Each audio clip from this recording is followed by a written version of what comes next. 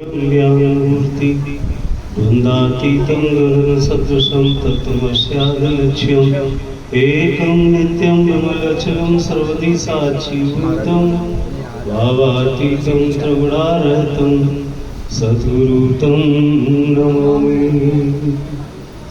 बोलो सद्गुरुदेव महाराज की जय। जगत गुरु गोविंद भगवान की जय। संत समाज की जय। सनातन धर्म की जय।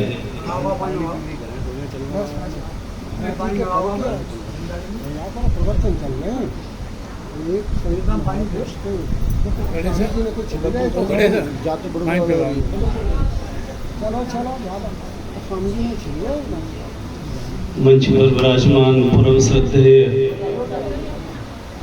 श्रोत्रिय ब्रह्मनिष्ठ अर्चनीय वंदनीय गुरुदेव जी महाराज एवं सदगुरुदेव श्रोत्रिय ब्रह्मनिष्ठ अर्चनीय वंदनीय श्री 108 श्री प्रकाशानंद जी महाराज एवं उपस्थित सभा में श्री 108 श्री सभी संत वृंद एवं सभी भगवत विद्वत भक्त विद्वत समाज सत्संग प्रेमियों माता बहनों आप सभी के श्री चरणों में कोटि कोटि वंदन।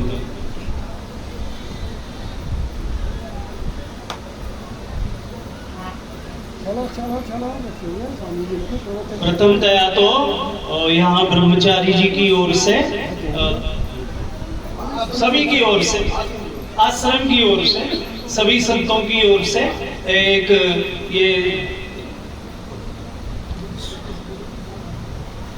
देखिए नियम कुछ नियमों का यहाँ पर वर्णन कर रहा हूं मैं। सुबह की आरती जिसमें कि अस्थिरता है समय में होगी अस्थिरता तो वो 4:30 से 5 बजे के बीच में ही होनी चाहिए। ये तो जो आरती करने वाले हैं वो इसको ध्यान में रखें। और दूसरा जो बाहर और शाम की आरती संध्या काल में ही हो। और दूसरा यहाँ आश्रम में जो भी सज्जन हो उस समय चाहे वो यहाँ के संत हो या कोई बाहर का आया हुआ अतिथि हो या गांव का कोई नागरिक हो या उपस्थित हो और वो आरती के समय गांव की चर्चा संसार की चर्चा कर रहा हो या आराम कर रहा हो या सो रहा हो या रहने वाला ही सही तो यह अच्छा नहीं है। तो वह सभी आरती में सम्मिलित है। दूसरा शाम को 8 बजे के बाद कोई भी व्यक्ति आश्रम पर ना है क्योंकि विश्राम में भी बाधा पहुंचती है अथवा शाम के समय में भजन ध्यान मनन आदि में भी बाधा हो सकती है।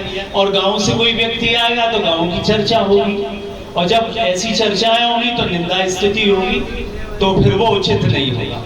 ऐसे नियमों का यहाँ से वर्णन किया गया है। और आश्रम पर किसी व्यक्ति का व्यक्तिगत सामान न रखा जाए नहीं तो फिर चौपाल बन जाएगी, हाँ स्टोर बन जाएगा आश्रम। आश्रम की किसी वस्तु का कोई भी व्यक्ति व्यक्तिगत उपयोग ना करे। अब व्यक्तिगत उपयोग होगा तो फिर सभी उसका उपयोग करने लग जाएंगे। वह कर रहा है तो मैं क्यों नहीं करूंगा तो फिर दुरुपयोग होने लग जाएगा। और आश्रम पर कोई व्यक्ति व्यर्थ की चर्चा ना करे।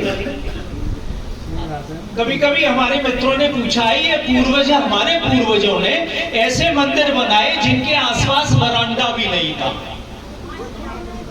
कोई ऐसा स्थान नहीं था कि वहां पर लोग पूजा करके रुक जाते। तो वो इसलिए ही नहीं था कि वहां लोग बैठकर जुआ चौसर ना खेलें, शराब ना पिए, गांव की व्यर्थ बातें ना करें, वहां व्यभिचारी ना रुकें।